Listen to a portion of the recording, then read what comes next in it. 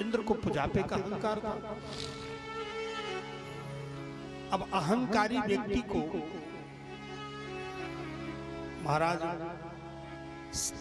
थोड़ी बात तो समझ में आती नहीं, साधारण बात तो समझ में आती नहीं, उसको तो जब इकट्ठा सब दंड मिलता तभी समझ में आता है। भगवान ने इंद्र की पूजा बंद कराई। इंद्र ने गुप्तचरों को भेजा, जाओ पता लगा करके आओ ये ब्रजवासी वर्ष में मेरी एक बार पूजा किया करते थे, इस बार कुछ धुआं दिखा नहीं, क्या बात है। लौट करके गुप्तचर गए, महाराज आपका तो वृक्ष से पत्ता साफ हो गया। क्या हो गया? बोले ब्रजवासियों ने आपकी पूजा बंद कर दी। किसके कहने पर मेरी पूजा बंद किया? क्या इस बार पूजा नहीं किया? नहीं किया तो है, लेकिन आपकी नहीं, आपके जगह गिरिराज जी की पूजा करी। इंद्र को क्रोध। किसके कहने पर? वो नंद का छोरा है ना, उसी के कहने पर सारा ब्रज चलता है। इंद्र अहंकार में अगर ब्रजवासियों नहीं जानते, मैं देवताओं का राजा इंद्र हूं, मेरी सामर्थ्य को नहीं जानते, मैं पूरे संसार को डुबा सकता हूं। अपने आप को बड़ा वो श्रेष्ठ मानता है। वाचालम बालिसम स्तब्धम अज्ञम पंडित मानिनम, अपने आप को बड़ा पंडित मानता है, होशियार मानता है। अभी मैं नामो निशान मिटा देता हूं। बुलाओ प्रलयकालीन मेघों को। ये अहंकार का प्रतीक है। महाराज उसने 4 मेघों को बुलाया, जाओ ब्रज में इतना पानी बरसाओ कि सारा ब्रज समाप्त हो जाए, डूब जाए, सब मर जाए, ब्रज को डुबा दो। क्रोध में आकर के 4 मेघों को भेजा। 4 मेघ आकर के राजा क्या को पाकर के बादलों की गड़गड़ाहट, आपस में टकराए, बिजली की चमक और मूसलाधार वर्षा शुभारंभ हो गई। ऐसी मोटी मोटी धाराएं कभी जीवन में देखी भी नहीं थी। सारे ब्रजवासी अपने अपने कान बंद कर लिए, सारे ब्रजवासी अपनी मैया भैया को पकड़ लिए, बच्चों को सीने से लगा लिए, चिपका लिए। सभी ब्रजवासी घबरा गए। आज तो इंद्र कुपित हो गया है, इंद्र हम लोगों को मार डालेगा, पूरी गलियां नदियां बन गई। क्या करें? इनको एकमात्र आधार गोविंद का ध्यान देना। मैंने इस बात को कथा के माध्यम से कई बार निवेदन किया। अगर वास्तविक हम भगवान के भक्त हैं, वास्तविक हम भगवान की कृपा का अनुभव करना चाहते हैं, जो गुरुजनों से मिला वही मैं निवेदन कर रहा हूँ, जो शास्त्रों से समझा वही निवेदन कर रहा हूँ। इतनी बड़ी विपत्ति ब्रजवासियों के ऊपर आई, लेकिन ब्रजवासी तनिक भी विचलित नहीं हुए कि हे भैरव बाबा आप संभाल लो, हे अमुख आप संभाल लो। वहां गए तो वहां झड़वाने चले गए, वहां गए तो वहां फुकवाने चले गए, यहाँ गए तो ऐसे चले गए। गंगा किनारे गए, गंगा दास जमुना किनारे गए, इसलिए रक्षा नहीं होती। एक साधे सब सदे, सब साधे सब जाए। ब्रजवासियों के ऊपर विपत्ति आई तो ब्रजवासियों को विश्वास है कि मेरे गोविंद मेरी रक्षा करेंगे। साथ में खेलते हैं, सहज है। कोई अलग से भगवान नहीं बने, मंदिर में प्रतिष्ठित हो, कोई चमत्कार नहीं दिखाया, फिर भी विश्वास है कि मेरे कृष्ण मेरी रक्षा करेंगे। ये द्रौपदी को भरोसा था कि मेरे गोविंद मेरी रक्षा करेंगे, और द्रौपदी ने भरी सभा में सबकी आशा किया। जब कहीं रक्षा नहीं हुई, गोविंद को पुकारा तो गोविंद का वस्त्रावतार हो। गज को भरोसा था, अंतिम समय पर भी पूरा परिवार छोड़ के चला गया। इतना बड़ा विशाल परिवार था गज का। पहले तो प्रयास के 1 महीने तक खींचने का, ग्राह से नहीं खींच पाए गज को। गज ने देख अपनी ताकत लगाई, परिवार बल, समाज का बल, स्वबल, शरीर बल, बुद्धि बल, सारे बल लगा दिए। वो जब निर्बल हो गया तो गोविंद को एक पुष्प उठा करके दे दिया। सूंड, केवल सूंड बची थी, अंतिम डूबने का समय था। उस अंतिम समय भी प्रभु को विश्वास, महाविश्वास पूर्वक पुकारा, और ठाकुर जी ने तत्काल चक्र छोड़ा, ग्राह से अलग कर दिया। क्या भगवान की रक्षा में कोई विलंब नहीं है, अलग से कोई भूमिका नहीं, बस हमारे विश्वास की कमी है। भगवान ये परीक्षण करते हैं कि तुम्हारे अंदर हमारे प्रति कितना विश्वास, अटूट विश्वास, महाविश्वास, अटल विश्वास। जब भरोसा होता है तब फिर ठाकुर जी उसकी रक्षा करते हैं। ठाकुर जी अटूट विश्वास। गोस्वामी तुलसीदास जी के सामने इतनी समस्याएं आई, रामायण लिखते हुए हाथ दर्द करने लगा, उनके शरीर में पीड़ा हो गई, अनेक अनेक रोग बाधाएं आई। लोगों ने कहा यहाँ झड़वा लो, इनसे सही हो जाएगा, जड़ी बूटी ले लो। तो गोस्वामी तुलसीदास जी ने कहा नहीं, जो कुछ करेंगे मेरे राम जी ही करेंगे, हनुमान जी करेंगे, कृपा करेंगे। गोस्वामी तुलसीदास जी कहने का अभिप्राय, हमारी निष्ठा में कमी होगी तभी कृपा में कमी होती है, उनकी कृपा में तनिक भी कमी नहीं है। वो तो कृपा वर्षाने के लिए बैठे ही हैं, बस हमें निष्ठा को पुष्ट करना है, दृढ़ करना है, तनिक भी डगमगाहट नहीं होनी चाहिए निष्ठा में। यही भगवान की कृपा का सूत्र है और यही गुरुजनों के सानिध्य का अनुभव है। जीवन में कितना भी विचलन आवे, कितना भी चमत्कार, कितना भी हमारे जीवन में हमें लाभांश दिखे, पर अपने इष्ट के प्रति, अपने प्रभु के प्रति पूर्ण निष्ठा, दृढ़ निष्ठा होनी चाहिए। यही कृपा को प्रदान करता। आज ब्रजवासियों के अंदर इतनी अपार निष्ठा है कि समस्त ब्रजवासी आर्त होकर के गोपा गोपाश्च सीतार्ता गोविंदम शरणम जजो। समस्त गोप आर्त होकर के, गोपा बहुवचन, गोपाश्च सबको लेकर के, सीतार्त सीत से आर्त होकर के, आर्त माने हृदय में बिल्कुल द्रवित, आर्त भाव सुनते ठाकुर, दुखी होकर के हृदय से। गोपा गोपाश्च सीतार्त गोविंदम शरणम जजू। गोविंद की शरण में पहुंचा और जाकर के हाथ जोड़ कर, है तो नंद के ही छोरा सबकी दृष्टि में, पर विश्वास है कि हमारे गोविंद हमारी रक्षा करेंगे। भैया हो आप बताओ, आप एक पीतल की मूर्ति पर विश्वास कर लेते कि ये हमारे भगवान है, वो तुम्हारे ऊपर कृपा नहीं करते। ये हमारे लड्डू गोपाल है तो किसी की मिस्त्री के बना है, पीतल की धातु है वो। हम संगमरमर की मूर्ति पर, मंदिर की मूर्ति में विश्वास कर लेते हैं कि ये भगवान है, उस आकृति में दृढ़ विश्वास करते हैं, उनके सामने रोते हैं, उनसे निवेदन करते हैं। तो क्या हमारी भावनाओं को नहीं समझते?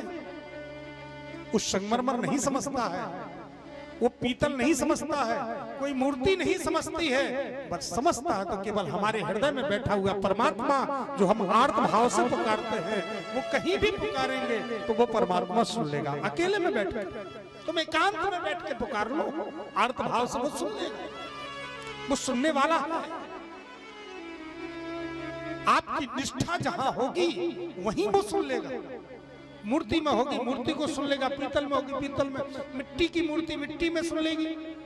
मैया की हम मूर्ति देखते हैं, बनाने वाले मिस्त्री तो बना के लाते हैं, लेकिन हमारा भाव प्रबल हो जाता है, हमारी निष्ठा प्रबल हो जाती है, इसलिए हमारे भाव को सुनते हैं, हृदय में बैठे।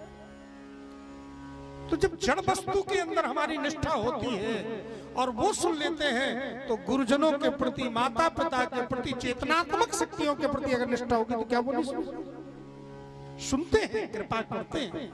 बस जहां भी कमी होती है हमारे ही समर्पण की, हमारे आर्त भाव की, हमारी वह पुकार की कमी होती है, जिस पुकार में वो कृपा करते हैं।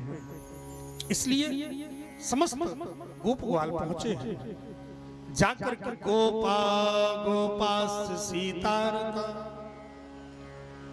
गोविंदम शरणम जजू। हाथ जोड़ करके प्रार्थना करें, कृष्ण कृष्ण महाभाग त्वन्नाथ गोकुल प्रभो त्रातुम अर्हसि देवान्नम कुपदाद भक्त वत्सल। हे भक्त वत्सल, इनकी पुकार देखिए। हे कृष्ण, हे भक्त वत्सल। देखो संबोधन का महत्व होता है। जिस संबोधन से हम पुकारते हैं ठाकुर जी को, उसी भाव से भगवान आते हैं। जिस संबोधन को पुकारते हैं, भक्त वत्सल कहने का अभिप्राय है कि आप भक्त वत्सल हो। जैसे गाय अपने बछड़े से प्यार करती है ना, वत्सल माने गाय बछड़े से प्यार करती है, उसी तरह आप अपने भक्तों से प्यार करते हैं। गाय ये नहीं देखती कि बछड़े में मल चिपका है, गाय ये नहीं देखती कि बछड़ा कैसा है, मल में भी लिपटा रहा हो, फिर भी जब प्रेम में डूबती है तो उस बछड़े को चाटने लगती है। प्रेम में डूबती है तो एकदम फुसकार करके दौड़ लगा देती, मेरा बेटा आ गया, बछड़ा आ गया। जिस तरह से गाय अपने बछड़े से प्यार करती है, उसी तरह से प्रभु आप अपने भक्तों से प्यार करते हो, इसलिए आपको लोग भक्त वत्सल कहते हैं। देखिए हमारे गोकुल के नाथ तो आप ही हो, आप ही गोकुल के नाथ हैं। आप स्वयं निरीक्षण कर लीजिए। शिलावर्ष निपातेन, हे प्रभु इंद्र कुपित हो गया है, कोप से हम लोगों के ऊपर पत्थर की वर्षा करने लगा है। शिलावर्ष निपातेन हन्यमानाय चेतनम निरीक्ष भगवान एन कुपितेन्द्र कृतं हरि। हे प्रभु आप सब निरीक्षण कर लीजिए। देखिए पत्थर की वर्षा करने लगा। आपका नाम हरि है। हरि माने हरि उनको कहते हैं जो भक्तों के कष्टों को, पापों को, दुखों को हरण करते हैं, इसलिए उसको हरि कहा जाता है। जो दुखों को हरण कर, दुख को मिटावे, इसलिए डॉक्टर को, वैद्य को भी हरि कहते हैं, क्योंकि वो रोग पीड़ा को मिटाता है। ऐसे भगवान को भी हरि शब्द से संबोधित कहते हैं। हरति इति अशेषानि कष्टानि पापानि दुखानि हरति इति हरि। इसलिए शिलावर्ष निपातेन हन्यमानाय चेतनम निरीक्ष भगवानेन कुपितेन्द्र कृतं। ठाकुर जी ने कहा माभीष्ट बालम चिंता मत करो, जिन गिरिराज जी की हमने पूजा करी वही हमारी रक्षा करेंगे। चलो गिरिराज जी की शरण में। भगवान ने ये सबको समझाया कि देखो भैया, जिसकी हम आराधना करें, जिसकी पूजा करें, उसी पर रक्षा का भरोसा करना चाहिए। बोले गिरिराज जी कैसे करेंगे? बोले नहीं करेंगे। देवो भूता देव में जिसका देखो, जिस प्रभु का, जिस इष्ट का हम पूजन करते हैं, जो हमारे आराध्य हैं, वही हमारी रक्षा करता है, वही रक्षा।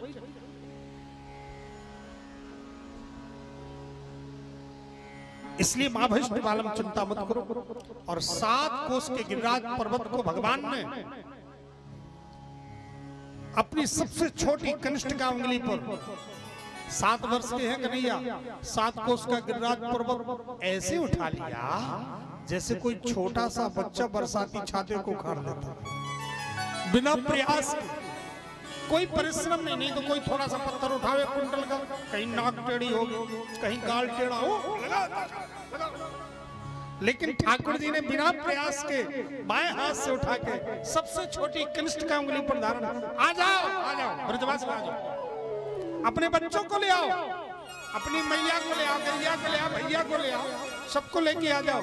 ये तुम्हारा इंद्र कुछ नहीं बिगाड़ सकता। आ जाओ समस्त ब्रजवासी आ जाओ। इनको डर भी नहीं लग रहा, इतना अटूट विश्वास। नहीं कोई होता सोचता है बच्चा रखे और ये दबेगा सबको जयराम जी कर देगा। इतना बड़ा भारी पहाड़ उगरिया पर धरे, सब मर जाएंगे, उसके नीचे मत जाओ। ज्यादा बुद्धिमान होते तो यही सोचते, अरे लड़का है, लड़का पता नहीं क्या करेगा। लेकिन भगवान के पास बुद्धिमानों का काम नहीं, भगवान के पास तो समर्पण का काम है। बस जितना विश्वास होगा, समर्पण होगा महाराज, तो ठाकुर जी अपने भक्त को काल के गाल से भी निकाल लाते हैं। ये स्वरूप है ठाकुर जी, भक्त विश्वास। भगवान ने जैसे देखा सारे ब्रजवासियों को दर्शन देते हुए घेर करके सभी ब्रजवासी खड़े हो गए और 7 दिन 7 रात्रि तक लगातार पानी बरसता रहा। ठाकुर जी ने चक्र को स्थापित कर दिया, पूरा जल सोखते जाओ। 7 दिन बाद चारों मेघ पहुंचे और जाकर के इंद्र के सामने अपने अपने डंडे पटक दिए। महाराज जितनी टंकी थी सब खाली हो गई। क्या हुआ? बोले पूरा पानी उड़ेल दिया। बोलो राधे राधे। पूरा पानी उड़ेल दिया तो क्या तुमने पूरा पानी उड़ेल दिया तो महाप्रलय हो गया? बोले महाप्रलय नहीं, वहां तो धूल उड़ रही है। इतना पानी बरसाया फिर भी धूल उड़ रही, मिट्टी भी गीली नहीं हुई। बोले क्या करें? जिसको आप छोटा सा बच्चा समझ रहे थे ना, वाचालम बालिसम स्तब्धम अज्ञम पंडित मानिनम, आप कह रहे थे ना कि बहुत छोटा गैया चराने वाला ग्वालों का छोकरा, उसने 7 कोस का पहाड़ उठा लिया अपनी छोटी उंगलिया के ऊपर, वो भी बाएं हाथ, और तो और चक्र को स्थापित कर दिया। उसका चक्र सारा जल सोख दिया। बोले चक्र तो चक्र सुदर्शनधारी तो हमारे प्रभु लक्ष्मी ठाकुर वैकुंठाधिपति। ये तो मुझसे बहुत बड़ा अपराध हो गया, मैंने साधारण बच्चा समझ लिया, पर वो तो परब्रह्म परमात्मा है। मुझसे बहुत बड़ी भूल हो गई, अब क्या करूं? इंद्र को चिंता हो गई, अब कुर्सी न चली जाए। कुर्सी वालों को कुर्सी की बड़ी चिंता होती, जितनी बड़ी कुर्सी होती उतनी बड़ी चिंता होती। दूर से देखने में भले लगे कि बहुत बड़ी कुर्सी पे बैठे हैं, जय जयकार होती है, जिंदाबाद के नारे लगते, लेकिन उनसे पूछो कितनी चिंता होती है। रात दिन कोई पुराना मान जाए, कुछ गड़बड़ ना हो जाए।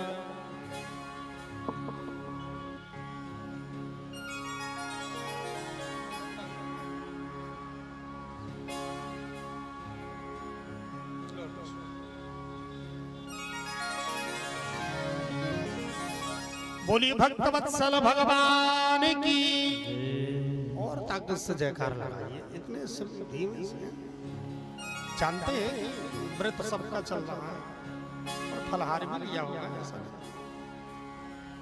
इससे ज्यादा आवाज तो खुसुर फुसुर किया जाती है जब अगल बगल में बतराता है। इसलिए दोनों हाथ ताकत से जयकार लगाए। बोलो भाग्य बिहारी लाल की जय, कृष्ण कन्हैया लाल की जय। इंद्र ने कामधेनु को भेजा है, जाओ प्रभु के चरणों में प्रार्थना करो, वही प्रसन्न हो, कृपा करें, प्रसन्न होकर के, जिससे मुझे बड़ा दंड ना दे। कामधेनु ने आकर के भगवान की दिव्य स्तुति किया है। कृष्ण कृष्ण महायोगिन, कामधेनु ने आकर के प्रभु की स्तुति की, दर्शन कर। कृष्ण कृष्ण महायोगिन विश्वात्मन विश्वभावन भवतः लोकनाथेन सनाथा वयम उच्यते। हे कृष्ण, हे महायोगी, हे लोकनाथ, आपके चरणों में हम प्रणाम करती हैं और अपने दुग्ध से आपका अभिषेक करना चाहते हैं। कामधेनु में खड़े हुए अपने चारों थनों से प्रभु का अभिषेक कर दिया। दुग्ध से भगवान का नाम गोविंद पड़ गया। बोलिए गोविंद भगवान की जय। गोविंदा।